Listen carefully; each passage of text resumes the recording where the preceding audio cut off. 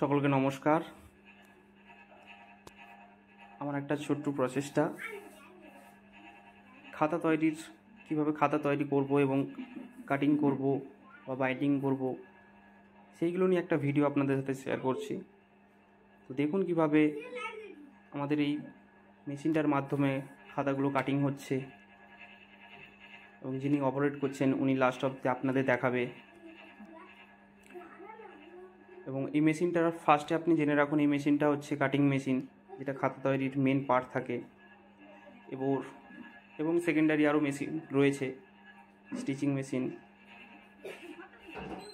সেগুলো নিয়েও আপনাদের জানাবো। তো লাস্ট অবধি দেখুন।